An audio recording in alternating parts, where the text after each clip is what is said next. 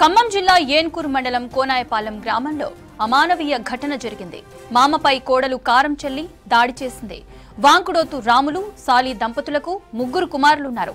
సాలి ఏడాది క్రితం చనిపోగా రాములు కోనాయపాలెంలోని తన నివాసంలోనే ఉంటున్నారు.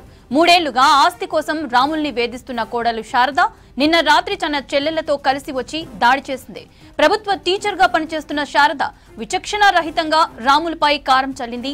దాడికి సంబంధించిన విజువల్స్ సీసీ కెమెరాలో రికార్డ్ అయ్యాయి. రాములు ఫిర్యాదుతో కేసు నమోదు చేసి దర్యాప్తు చేస్తున్నారు పోలీసులు. ఖమ్మం జిల్లా ఏన్కూరు మండలం కోనాయపాలెం గ్రామంలో అమానవీయ ఘటన జరిగింది. మామపై కోడలు కారం చల్లి దాడి చేసింది. వాంకుడోతు రాములు సాలి దంపతులకు ముగ్గురు కుమారులున్నారు. సాలి ఏడాది క్రితం చనిపోగా రాములు కోనాయపాలెంలోని తన నివాసంలోనే ఉంటున్నారు. 3 ఏళ్లుగా ఆస్తి కోసం రాముల్ని వేధిస్తున్న కోడలు శారద నిన్న రాత్రి తన చెల్లెళ్లతో కలిసి వచ్చి దాడి చేసింది. ప్రభుత్వ టీచర్ గా పనిచేస్తున్న శారద విచక్షణ రహితంగా రాములపై కారం చల్లింది. దాడికి సంబంధించిన విజువల్స్ సీసీ కెమెరాలో రికార్డ్ అయ్యాయి. రాములు ఫిర్యాదుతో కేసు నమోదు చేసి దర్యాప్తు చేస్తున్నారు పోలీసులు.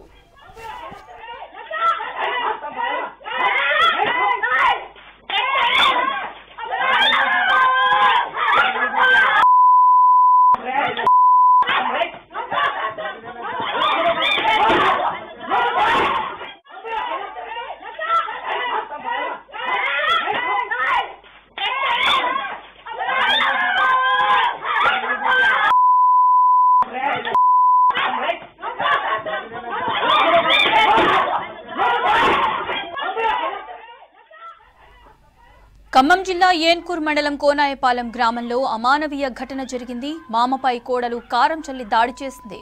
వాంకుడోతు రాములు సాలి దంపతులకు ముగ్గురు కుమారులున్నారు. సాలి ఏడాది క్రితం చనిపోగా రాములు కోనాయపాలెంలోని తన నివాసంలోనే ఉంటున్నారు. 3 ఏళ్లుగా ఆస్తి కోసం రాములుని వేధిస్తున్న కోడలు శారద నిన్న రాత్రి తన చెల్లెలతో కలిసొచ్చి దాడి చేసింది. ప్రభుత్వ టీచర్ గా పనిచేస్తున్న శారద విచక్షణ రహితంగా రాములపై కారం చల్లింది. దాడికి సంబంధించిన విజువల్స్ సీసీ కెమెరాలో రికార్డ్ అయ్యాయి. రాములు ఫిర్యాదుతో కేసు నమోదు చేసి దర్యాప్తు చేస్తున్నారు పోలీసులు.